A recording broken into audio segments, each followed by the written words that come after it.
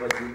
Just a small correction. I co-curated the National Pavilion for Lebanon in 2007, and I'm co-curating the exhibition for Shabli Aboud with Nadine Bektash and Sandra Dakhel in 2007, just for the information. I would like to thank you all for coming on a Saturday afternoon. I know most of you would have probably preferred to be suntanning on the beach. In fact, I grew up in a family of Arab nationalists, and Palestine somehow has been always in our soul, I mean, in my family and many of our surroundings. So in 1996, I mean, I just want to say how this came up to be here now on this chair. I felt that in 1998 it would be the 50th anniversary for the 1948 Nakba, and I felt that nobody is interested. In fact, at that point in time, it was the post-Oslo Accords, and somehow Palestine was losing its interest among Arab population. So I thought, no, we cannot let such an event pass by without anything to do. And I put in my mind to curate an exhibition that I called, because it took place actually, 1948, 1998. 50 عاما من الفن العربي المعاصر من أجل فلسطين. 50 years of Arab contemporary art for the Palestine. And the decision was, I want to choose a painting from each year, from 1948 to 2000 to 1998, 1948, 1949, 1950, by different Arab artists about the topic of Palestine. Unfortunately, at that point in time, I couldn't obtain any funding to print any catalog or something, so there are not a lot of traces about this exhibition. But because of it, I started being interested in the subject of Palestine and in the art of the Arab world. And I started gathering paintings, mainly through the years. And this is how I started being interested in 1967. So when I got the AMCA email saying they are working on the longevity of RUPTURE 1967, I said, wow, I really have a lot of paintings and about photos about this subject. And in fact, they are mostly about 1967 or the immediate repercussions of 1967. There are a lot of artworks that happened post-1970 about Palestine, but in this particular presentation today, I'm focusing just on the Nakba itself. So I don't pretend to be comprehensive by any means. It's just pictures that I gathered through my career in art, and there is no academic pretension whatsoever. It's just a visual panorama that I would like to share with you, and that somehow probably can be insightful, because the problem of Arab art or the art of the Arab world is that we have very little archives or very little references to visuals. So before I start about 1967, what struck me in my gathering of images is that it's as if there was a zeitgeist before 1967 that was preparing for this. I called it premonition. I like the other conference people who call it's a critical preparation. But for me, it was like premonition. I don't know, many artists have always these feelings about what is going to happen. And I can give several examples. One of a typical example is Rafiq Sharaf.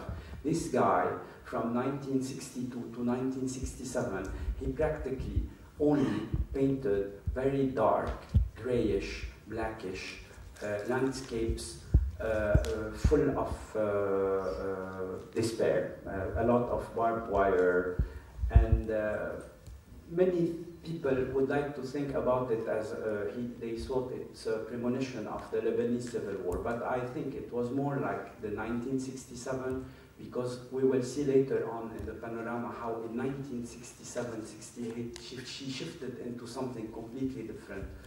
But his landscapes of the 60s are, and by the way, this is the least black of all of them. I mean, they were very, very gloomy. In 1965, Lu'ay Kayali made an entire exhibition called Thumma Maza, What After? It was full of women that were obviously not very happy, and there was a lot of gloom in the whole exhibition. I'm wondering why. And then I found this painting in a private collection in Beirut. It was by Fatah Mudarris. What is fantastic about it is that I understood from the owners, the guy was a board member of the Middle East Airlines in the 60s, that for some reason, that is not very clear, because he's of Damascene origins based in Beirut. He asked Fatah Mudarris, he commissioned Fatah Mudarris to go to Jerusalem and paint a painting in Jerusalem in 1967. That's the painting. You can see also it's rather pretty dark. There is like a figure of Jesus in it. It's Mount Carmel in the back, and as if it feels he was feeling the loss of Jerusalem in 1966. I don't know, just a question. And then there is this Ma'il Shammout, also a devastated village from 1966. Also, you can feel that pre-1967 there was somehow many artists who felt really the gloom of the gravity of what's going to happen. In 1967, before I go into clustering the images into different groups, I would like to show some pictures that I found for instance, in the estate of the late Hamid Abdallah, a painting he did in 1967 that literally is called An-Naksa. And this painting that was in the property of the poet Adonis. He told me once that this painting, I was asking, oh, what a nice painting, what is the story about it? He told me it was painted in his house in the UNESCO area in Beirut, probably on the 5th or the 6th of June 1967, just after the announcement of the news coming, and they felt all so tense, and Fatah took a painting, a canvas, and started painting, and this is what came out. And the last one that for me, like without going into the cluster, is this painting by Jumana al-Husseini, which is the property of her late sister. And I was told by Sirin, the late Sirin Husseini Shahid, that it was painted by Jumana just after the war as a kind of a commemoration of a city that was lost. She was known to have painted Jerusalem since 1960. I mean, that was not her first Jerusalem, but to a certain extent, I feel this is her most complete piece. It's like 1 meter, 80 centimeters, and it is really a kind of iconifying a city that is lost.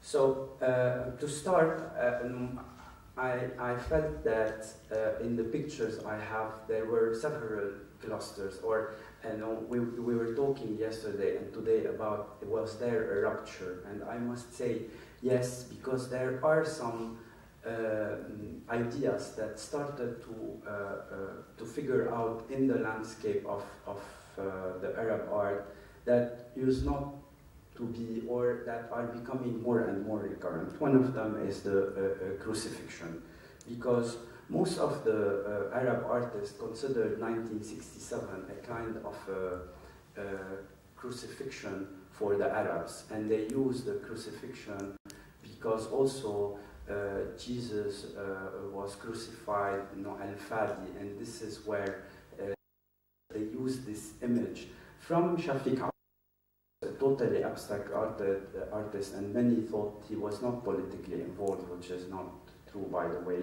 But he started with, I started with it because it looks first like a triptych. It's like really a religious triptych, iconostas, and it is dated the 5th of June 1967. It is exhibited in the Beirut Exhibition Center. You can go and see how much, you can feel the gravity of the situation. It's full of small red splashes everywhere, and it's an extremely powerful painting. Arif Reyes, definitely one of the very politically engaged artists, did this painting just immediately after the war. We're talking about paintings that were done in the immediate vicinity of the 5th of June. Why is it important? Because Arif, before this, used to paint completely abstract painting known as les tapis volants, the flying carpets. And in 1967, he shifted completely into this crucifixion and other paintings, and he went into total political engagement with everything he produced post-1968, and we're preparing a retrospective for next year, so you will be seeing more of it. Became a total engagement in the politics of the Third World and the revolutionary period. It was a period he called Dima wa Harriya. But you can see the figure of crucifixion is starting to be more and more present in the art scene. The third artist, Fatah Mbarris, obviously, this is a very famous painting in the Museum of Damascus. It's called The Dog and the Horse, and the Trojan Horse. And you can see a very clear crucifixion in it. Abdallah al-Muharraki, an artist from Bahrain also. You can see these. I was thinking if I put it in this section or another section that will come later on with the beasts that are started to show in the paintings. But anyway, you can see that this idea of crucifixion started appearing more and more. All of these paintings are 1967, and I've taken these pictures from the artists because it struck me that I started asking them and what is about it. So it is not really a coincidence. These were pieces that were specifically made as a reaction to a situation. This is Abdelrahman al-Nashar, Tragedy of Jerusalem, also 1967. You can again and again see the idea of the crucifix. And today I discovered through AMCA another guy who did a fantastic crucifixion, Khalid Maz, I think, the Jerusalem in the form of a crucifix that I would have loved to add on my collection. This is Muhammad Khadda. So the theme not only went in 1967, but started being used in different places. I know today we've seen in 1967 in Morocco, but in Algeria there was a bit of a lag time, but this is a very famous painting of Muhammad Khadda the Algerian. And this is Dia Azawi in 1968, called Suqut Shahid.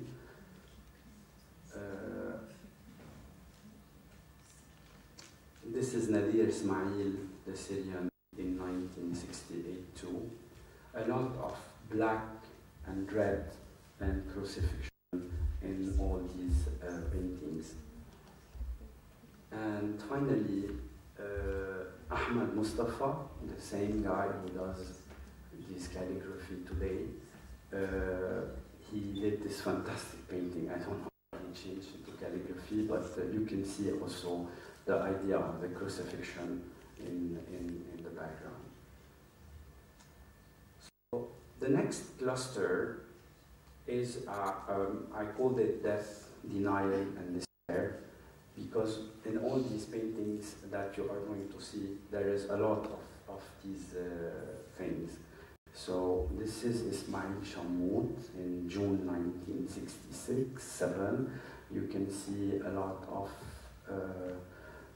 despair, death. Beautiful works, by the way. They are definitely very difficult to hang at home, but they are extremely powerful. They should have been in museums. This is Nazir Nabaa. Amika, I got you on this one. This is Nepal, 1967. I thought I would put it in the crucifixion, but then there is so much pain and despair in this. I prefer to put it in this category. This is Mamdouh Qashlan, also the refugees. We started seeing more and more of art.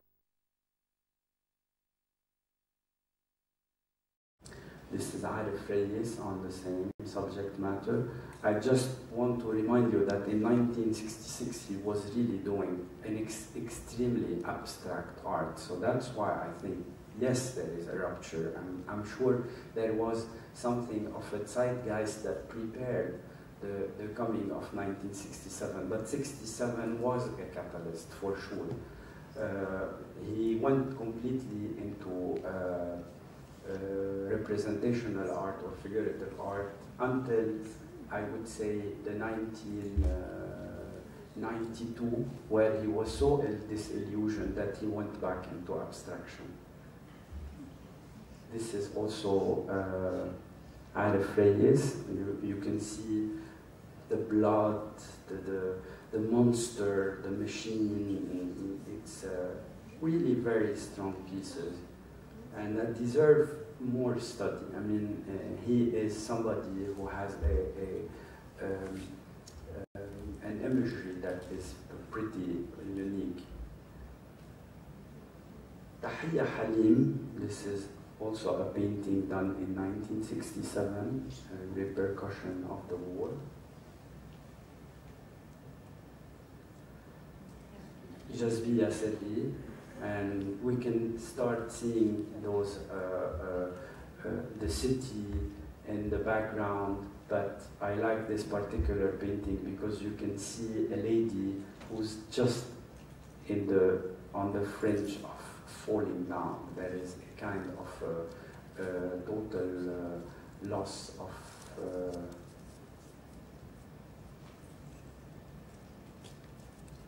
This is another painting by Jazbiya Seti, which is the dawn after the defeat. Also, life goes on, but there is a lot of gloom. And this is a major artist who was definitely implicated in the 1967 Naksa, because he did this series of paintings, a full exhibition called من أجل في سبيل قضية, for the cause, and literally I think it was all burned down. He destroyed this series. There are nothing left from these paintings, or very little, except images that were taken by people, and you can see some of these black and white images. They were not in black and white, but this is what we have. Very old images of this complete despair.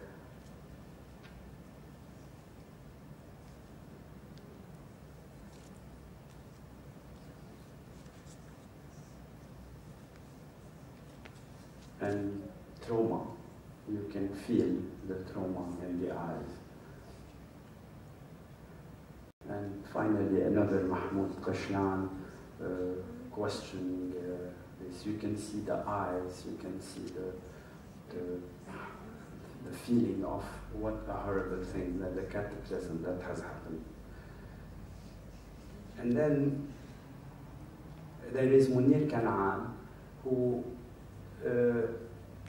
started a series just after the war he called the X series, where he produced a quantity of paintings, always with the sign of X as a refusal. It's the denial. It's somehow the desire to deny what has happened.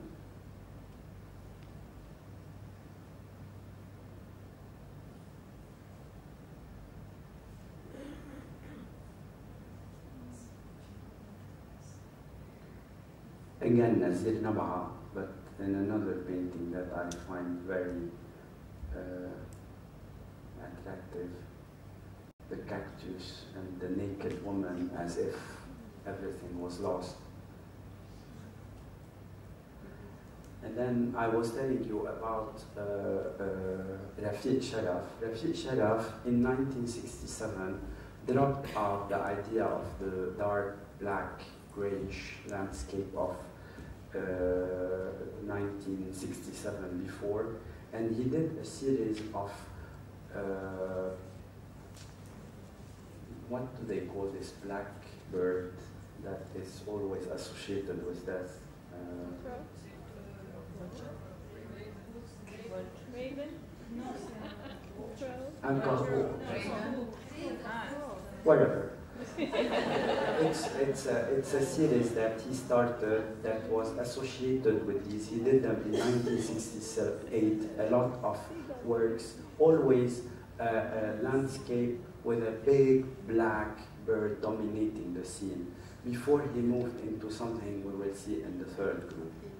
So it was, for me, definitely there was a rupture. It is very clear that at least with some artists there was a rupture in the 5th of June 1967. And this is Hamid Abdallah, a very interesting modernist Egyptian artist that is rather very much in the oblivion, but that I like particularly. And he created in the 60s something called l'écriture anthropomorphique. He refused the idea of calligraphy, and he was trying to somehow link between the idea of the calligraphy and the image itself. So this is at Tamazzuk, but then you can see the words that he's using, al-dhilla. No, again, I'm in this despair thing, al-hawan. But if you look at how he writes al-hawan, you can see somebody like putting his head down and that he accepted the defeat. This is al-khizyu.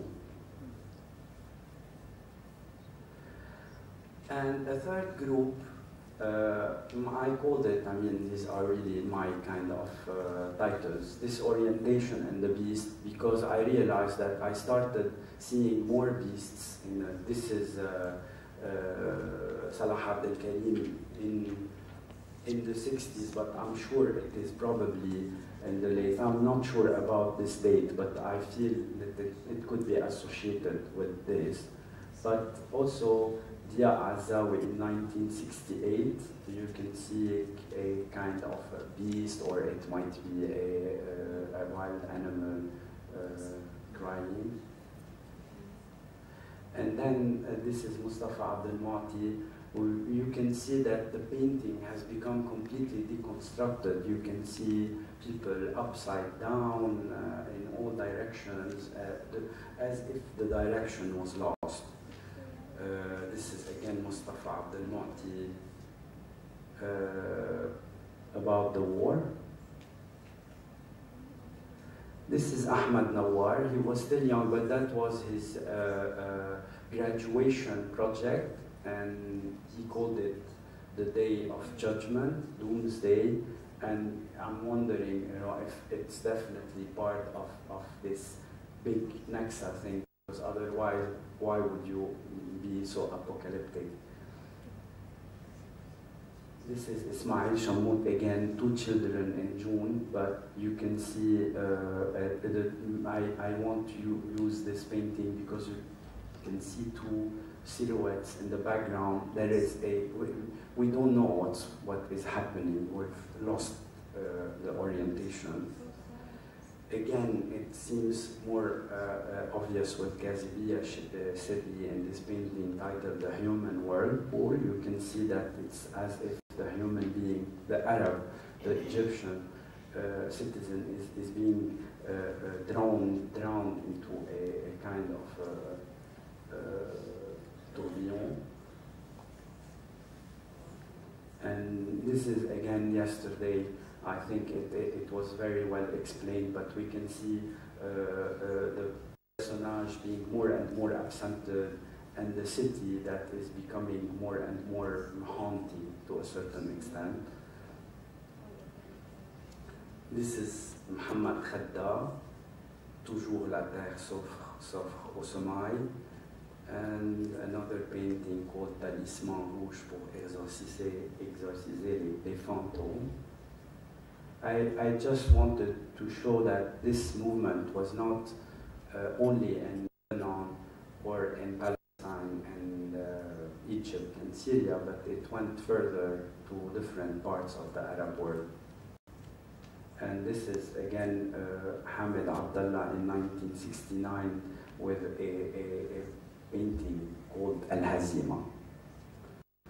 And I wanted to show this, finish with Al-Hazima before I went into a final group that came as a repercussion of 1967, because after the defeat, there was a period in 1968 where there was a loss of orientation, but then hope remains. And we started seeing the reaction coming up. So we started seeing, for instance, on the calligraphy side, Hamid Abdallah is calling for the revolution, al-thawra, and al-hurriya. But also in Had, it was a desire for the people to come up from another in Had. People have to wake up from this cataclysm, and then the reaction. So we can see a direct call for using the arms, التحرير بالسلاح. By the way, unfortunately, the works of Hamid Abdallah don't look interesting on pictures because all his work was not political but mostly formal, and if you don't see the texture, you cannot feel the importance of this artist. But I'm specifically focused on his personal engagement to 1967 and the years after to 1970 about what happened. Because in the story of Hamid Abdallah, who exhibited very early in 1950 at Bernheim in Paris, in 1956 with Marcel Bernheim in Paris, and then he married a Danish lady and moved to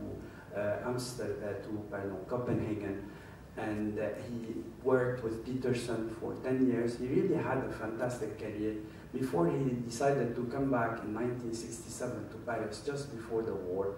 And when the war happened, the Bernheims, who are a very famous Jewish family, made a manifesto to defend the Israeli part of the war, and this affected him a lot, so he made another manifesto against them. And in fact, because of that, he was literally banned from all the European markets. He started, he couldn't exhibit anymore. He went back to the 70s, he was a communist, Sadat expelled him, he went to Lebanon, started working again, but then there was war. He went back to France, where he died in the early 80s, total oblivion. But this is why I'm saying his career, because of his emotional engagement. And this is الصهيوني المهزوم. This is George Bahjouri. And here we can see now this call for fighting is literally being seen in the forms of Kalashnikovs and other arms in the painting. This is Muhammad Hamid Awais in 1967. Now we've started working in the art to make a hero. Huzayma Alwani in 1968. So the figure of the Fidayeen started becoming a recurrent word. This is Ismail Shammoud. Again, Ismail Shammoud, but it's Ma'arakat al-Karama in 1969. We can see that now this feeling of despair has been dissipated a little. This is Tahiyya Karim, the same lady who showed us a bit earlier the war. Now it's this painting called The Land is Ours. We need to recuperate what we have lost, and people need to rise from the ashes. And then in the same series, talking about the fighting hero and the horse, because the horse throughout the Arab in consciousness has always been associated with pride. I don't know if this is also in the Western consciousness, but for Arabs, from the Al-Mutanabbi, the horse is a very proud animal. And in fact, you can see in the paintings when the horse has his head up, it means there is a lot of pride, and sometimes when you want to declare defeat, you show him in very crashed situation. This is the Azawi again, using the arm and the horse.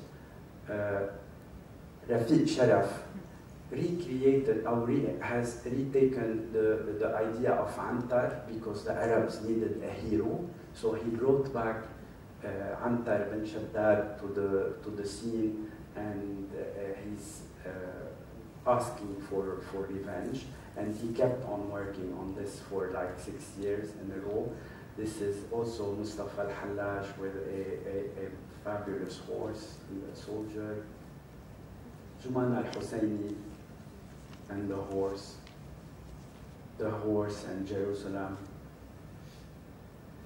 And 1971, I just wanted to show you also that Huzayma worked a lot on the horse. Very interesting artist, but not very well known, because very politically engaged. You can see that the horse is being killed.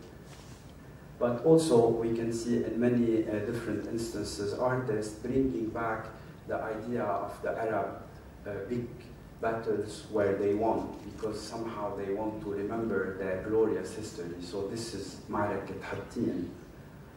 These are, by the way, most of them very big paintings. This is like 2.5 meters, if not more. And then again, I wanted to finish my last two images with a bit of hope. So we can see that it was not only a call for war, but you can see also a desire for peace. You can see sometimes a lot of birds. But to finish with this 1969 piece of Nazir Ismail, when you can see the crucified Arab, but burgeoning with arms, but at the same time burgeoning with leaves, birds, and a woman, because life has to go on, to go on. Thank you.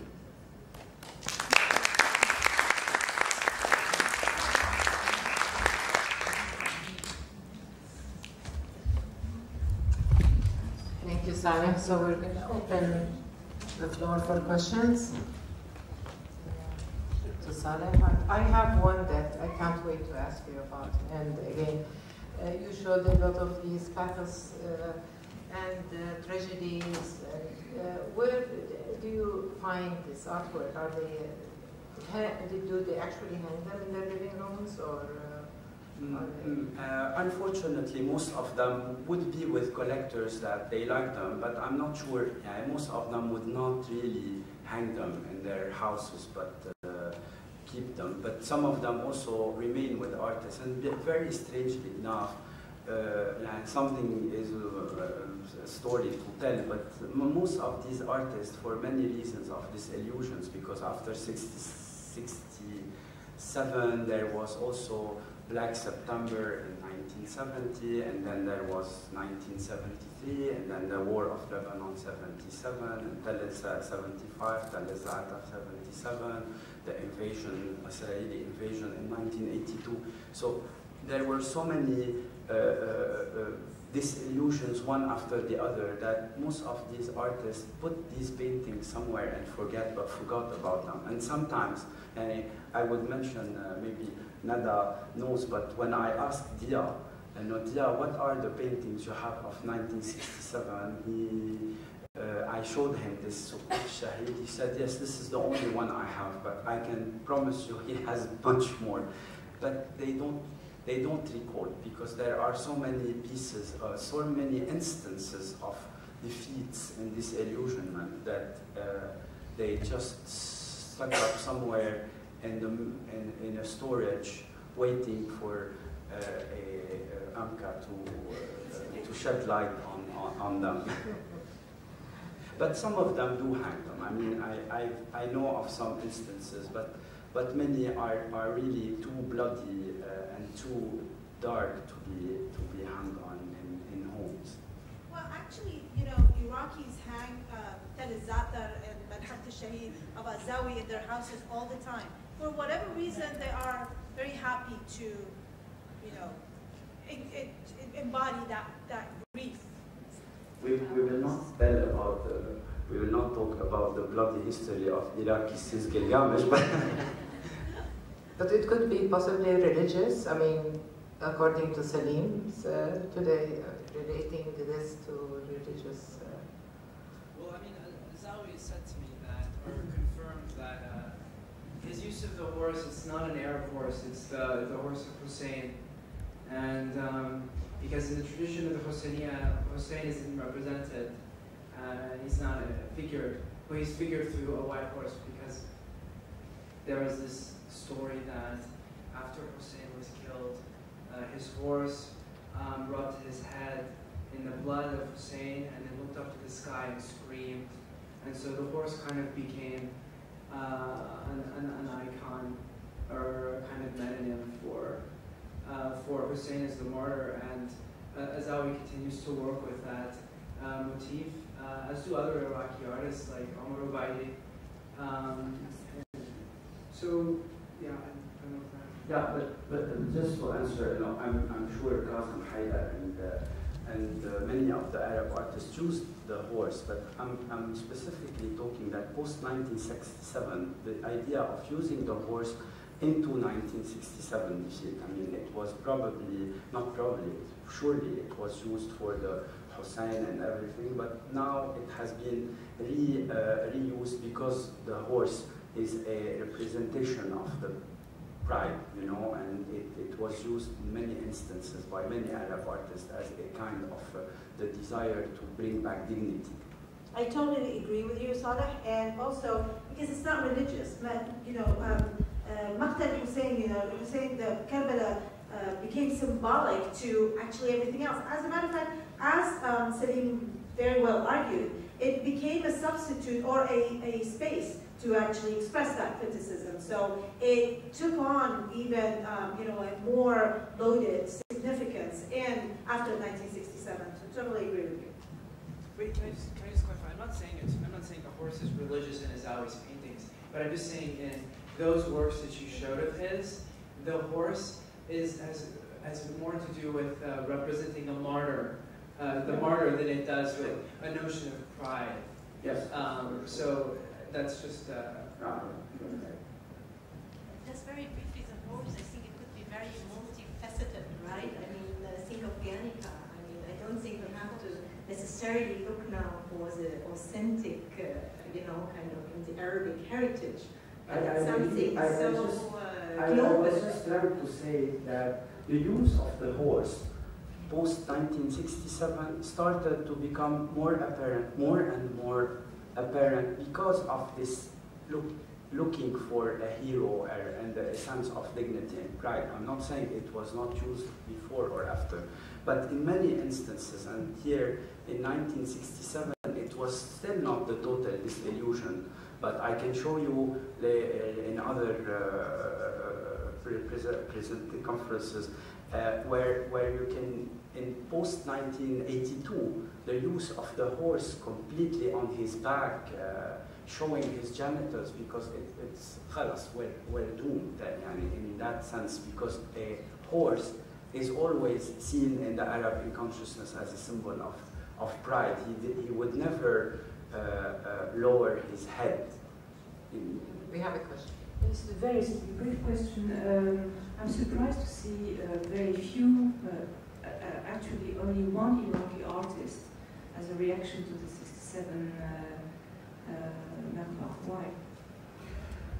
Actually, I must say I looked for and I asked Dia if he can help me on this issue. I don't know why 1967 in particular was not very present. I don't know. It started, and this question of Arabicity started to show up after 1970, probably with the first Biennale, or just at 72, 73. But maybe also we don't have access to pieces.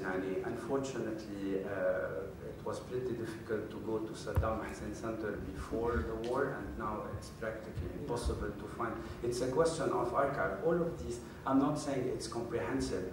These are pieces I met in my 20 years of career, probably by coincidence. I was there not looking for it, and then it just came in front of me, and I asked why.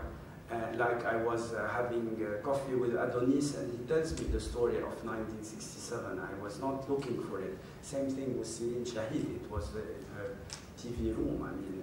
So maybe there are many.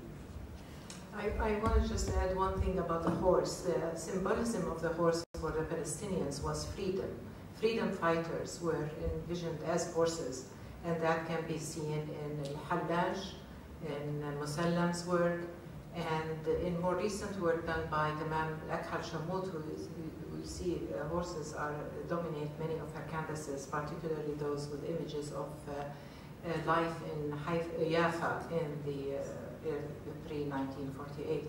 They're all white horses all the time, not dark horses, and the horse is free. They're looking upwards most of the time, and definitely not harnessed. So the idea of the freedom is, and one other thing I noticed, if I may, on your presentation, we see a lot of tragedy there. But I also, on the other hand, the Palestinian artists we immediately contacted after, well, in 1968, I organized an exhibition for Palestinian artists in Beirut, and most of the artwork, I remember, was not tragic.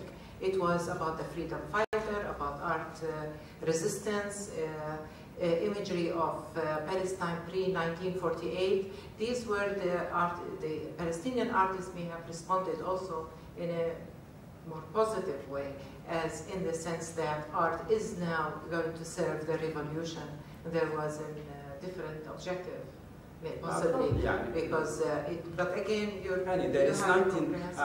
Please remember, I was a bit focused. It was June 1967 till the end of 1967, and then later on there was a lot of different things happening. Right. There was the first shock, and then the aftershocks that came up in different signs. Yeah, but there's a question.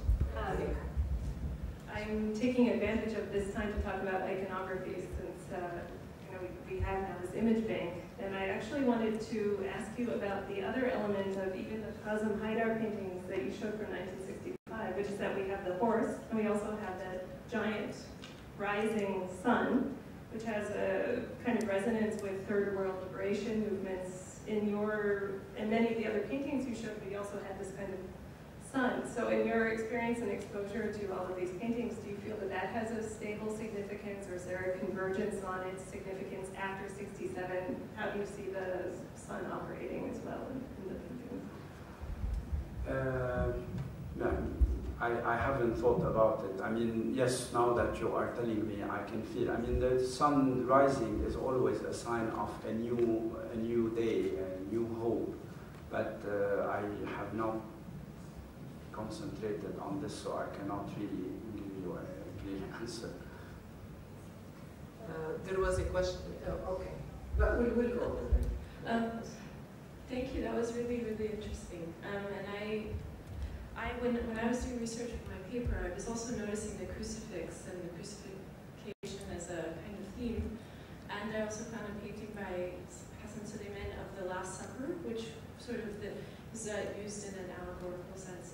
It was painted after 1962, 1967, and it's the main figure sort of looking up in this gesture of despair, and the apostle figures are looking sort of scheming and wearing masks, and it's about betrayal. I think it was explained to me in terms of betrayal. But I'm wondering, I think it's now when the discourse is so much, politically we're so involved and concerned with the idea of the rise of political Islam, and the sort of, it's interesting to see at that moment the way in which these deeply sort of Christian, symbolic, symbols were not at all seen to, conflict with the Arab sort of position. Very, very quick answer. It was more enlightened days. So we have a question. Is that answered? Over there. The back. Yes, I think it's just so meaningful that these artists are so romantic and poetic that they could see or sense like the sadness of the animals, and the animals that have the right to inhabit the earth as much as we do, that we sort of make them our technological tools to have wars and they suffer. And it just sort of reminded me of Picasso's Guernica, where he had a lot of also symbolic allusions to animals crying. And I think that human beings have a good side, but also we have such a bad side. People are so criminal. And maybe the artists can sort of show the beauty of pain, which is also a human emotion, show the beauty of trauma, show the beauty of persecution as cycles of life and death, to glorify just existence. It's just the animals crying is very moving. I think the horses seem to be in a lot of pain. And do we feel that the horses feel that the earth is shattered when we throw bombs at each other? I just wonder. Thank you. Any other questions?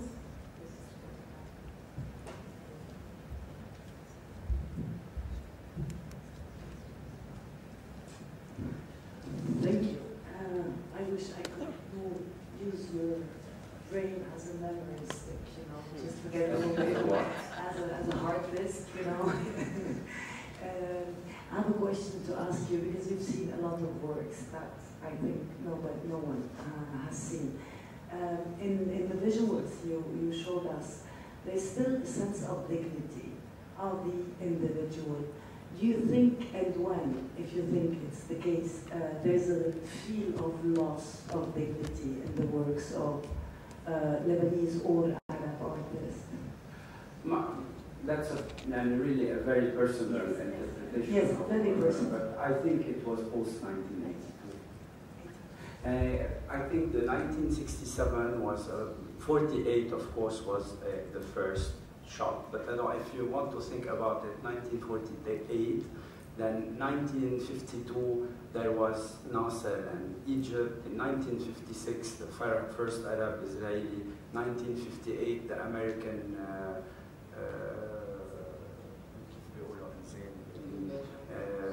they came to Beirut. In 1961 the Algerian War. In 1964 Fatah, and in 1967 it was Naksa. In 1970 Black September. In 1973 the Second Arab-Israeli War, the First Belize, the Civil War. It was really a succession, but I think they lost hope when Beirut was lost, because to a certain extent, all the other Arab countries were socialistic regimes where the market could not operate properly. And Beirut was still an interesting platform that started to be losing its luster from 75 onward, but it still had this impetus with Saleh Barakat, 79. People were coming here, there was still a feeling of battle. But I think after 1982, it was the fall of the first Arab big city and the loss of the platform. And from 1982 to practically, I would say, the rise of Dubai, there was a total, there was no platform, you know. Each Arab artist went into one place and it was a feeling of total loss. When do you put the rise of Dubai? Sorry, no, I mean, you know, the feeling that there was a platform.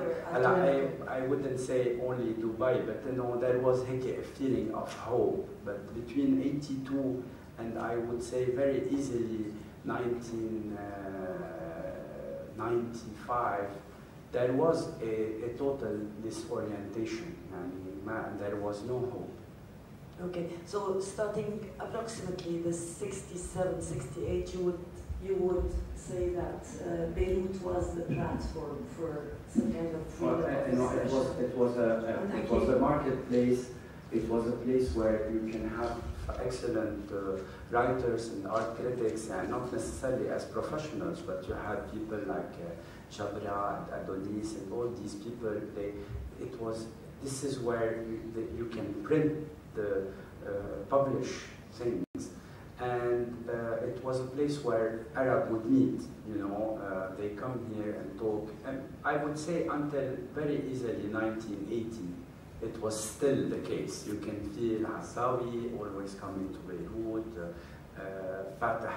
Anyway, Fatah Mudarris, if you see his work, definitely everything post-1976 is something else than post-1976, and he lost the platform, you know. He had to go back to Damascus, and it was not an open place where he could interact. You know, of course he can interact, but I'm talking about a major interaction. He used to come to Beirut every now and then, go to the horseshoe, meet with so many people, and I heard stories where he would come with 10 paintings, and by the time he goes from horseshoe to contact gallery, and I'm talking between 1968 and 1972, he would have sold 10 pieces in 50 meters in the street. You know, they used to go to this horseshoe place, and all of it full of artists and people who wanted to buy. And it was an interesting place, very exciting. I think it was lost, started 1976, losing, 1982, العوض بسلامة. I think one other point to mention maybe are the international artists who came to Lebanon during that period in support of the Palestinian cause, and several of them donated their artwork, went back, and more artwork was received. So right after 1967 and on, the PLO gathered quite an extensive collection of donated work from international artists through solidarity programs. I have a question. Thank you for showing us this really fascinating material. Most of what we saw were paintings. Now again, talking from a perspective coming from modern Arabic literature. In literature, 67, many writers like Niza Abani, they declared the death of the previous writing, and now we have to look for new ways of writing, new forms that we have to break with, it started before the same, but, it became intensified with defeat. What about the choice of media? Was there also a shift away from painting to new media? I mean, we mentioned book art, poster design, graphic design earlier. What about the choice of media? I was personally interested in paintings, but I know that there was a lot of interest in posters since the mid-60s onwards. And by the way, just to confirm what she said about the posters, but AUB, to whom it may concern, has probably one out of the two most complete collections of posters about the Palestinian and the Arab revolutions. But I was not personally, I cannot answer because that was not my personal domain of interest. I know of these Friends of Jerusalem posters that I have all the collection, by the way, but I'm not in a position to answer the question. What about the stamps? Did they count in any way as? Pardon? The stamps that you described. Yes. Was there a sense that that was a new format? Well, I don't think they were meant to be a new form of art. They were just reproductions of many of the artwork that was already in the posters, and just a new form of distribution.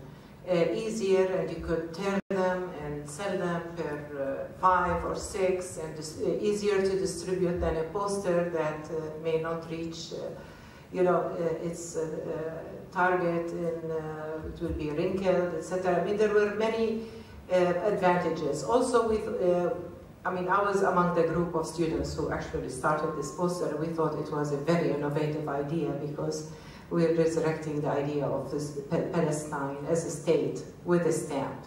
Yet it didn't, not all of them had the state of Palestine. They just said Palestine, just the word Palestine. There are few, I don't know of too many people who collect these. I have a few samples left, but they were printed in Beirut at a printing press here. Yes. I just remembering one thing. The interest, that's also one thing really interesting to look into when you do your research.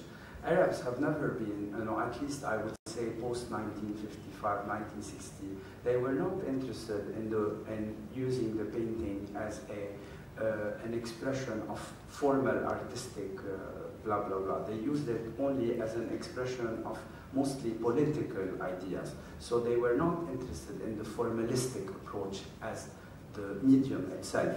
It was just using it as we don't have the history of Europe of how the painting evolved from oil to Impressionism and Cubism. Those people picked up the painting in the 40s, 50s and used it as a mode of expression to express political ideas for change. It was, to a certain extent, I think we are still in this situation where the interest is using it as a political tool of change and not as a formalistic mode. Well, thank you for your opinion, Saleh, but I take the exception for this one. Although it fits in your presentation very well today, so let's say that is an excellent description of the presentation today. And move on, there is one question in the back. I think Green had a question. No, Alex has a microphone. Sorry. I got the mic, so.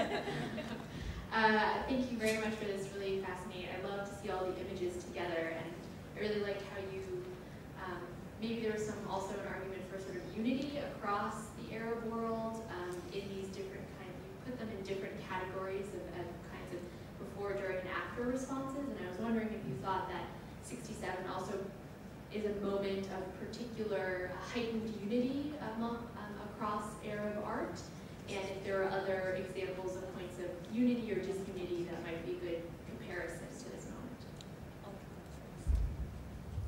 I don't know, I need to...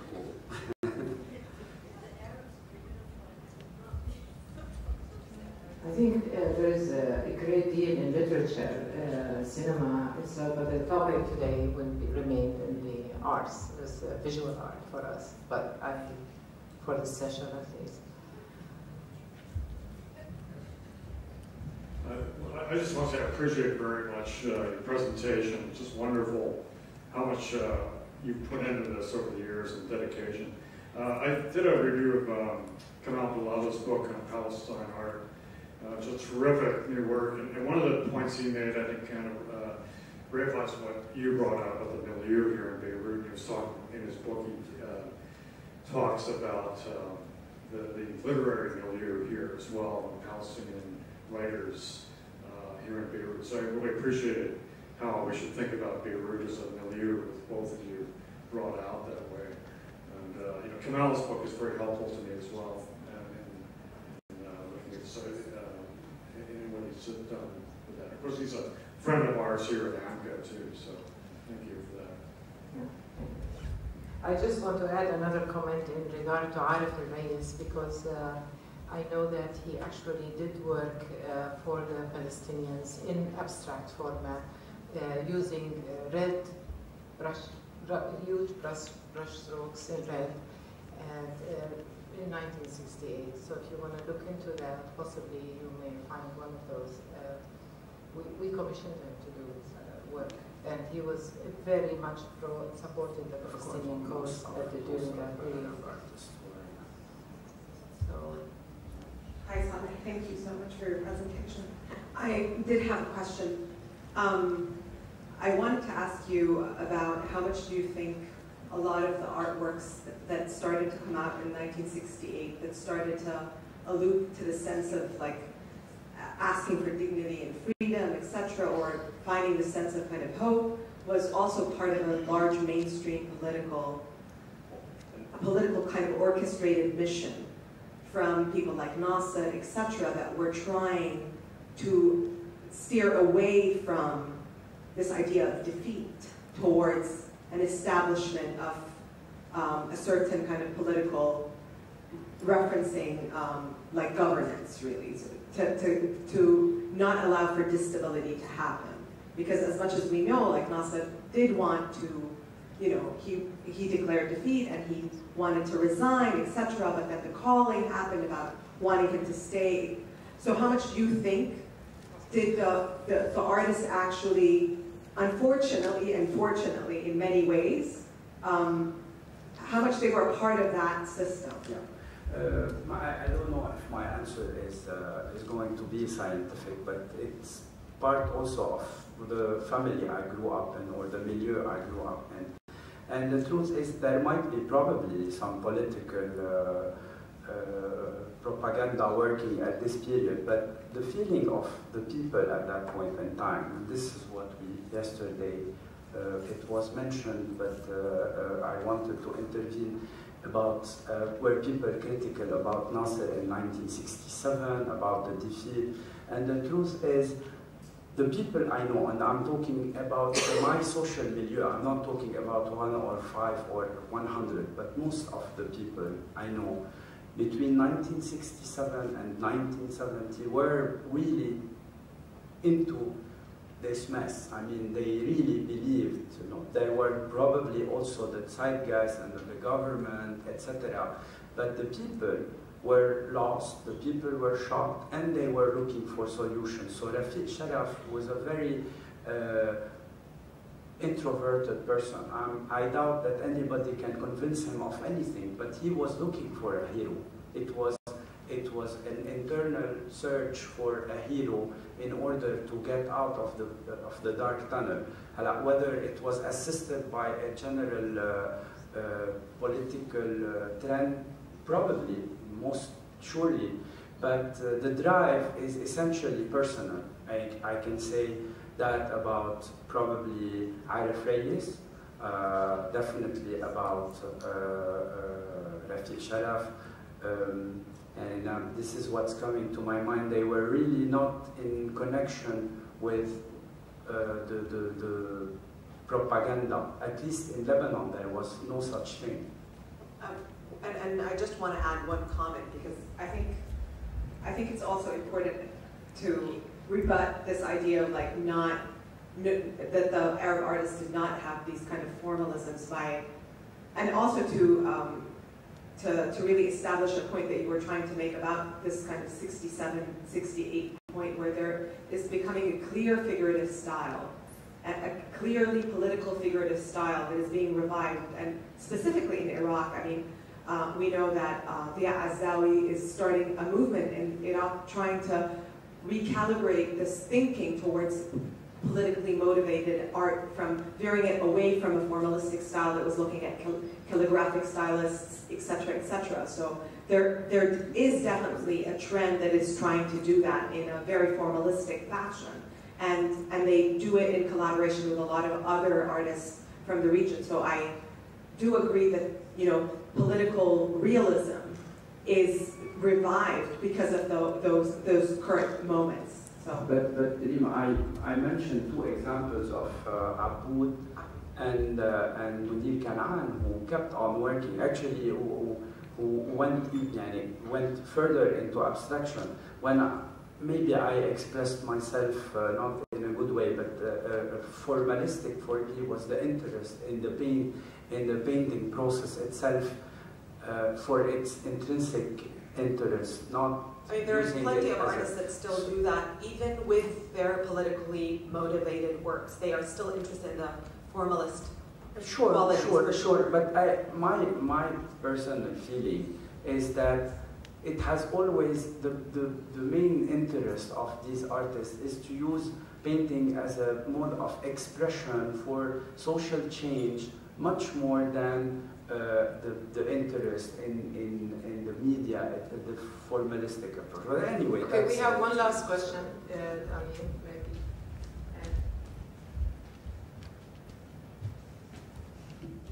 Okay. But the microphone is working. So I just want to, you know, actually I just want to disagree completely. I don't think that the Iraqi artists and even the New Vision, the Azzawi's group, were not interested in formalistic qualities of art or aesthetics. I don't think they kind of separated between the subject matter, the content, and the material and the media. So to actually, you know, put it in either or, it kind of defeats the purpose of what aesthetics do for the arts. I think they could have done that in any other form. They were very interested in developing new techniques and new media to express specifically what they were thinking about in terms of you know, politically. I mean, the New Vision Manifesto calls for revolutionary art. Revolutionary art is not just in the content or the message, but rather in its innovative, you know, practices as well. So, I mean, we need to kind of not, you know... Thank you. It was much better talking without seeing you. I'm a francophone, so I would like to say that what you said right now is exactly what I wanted to say. Probably I said it in the wrong way, but okay. This is what I know. The relationship between the content and the media was always important for Arabs. That not like in the history of Western art, where in some cases it was mostly a formalistic thing without the political involvement. But of course, Hamid Abdullah, for me, I'm working on him, and Shafi Aboud, if you can see the retrospective, they've worked all their life on the idea of being able to produce a painting, you know, and the subject matter, where the subject matter is not important anymore except for the painting. But maybe the only thing I wanted to say is that politics is, because of the general context, is extremely present and powerful. Well, I think we're out of time, and I want to take this opportunity to thank you so much for your contribution, Saleh. It's rare we have an opportunity like this. Thank you very much.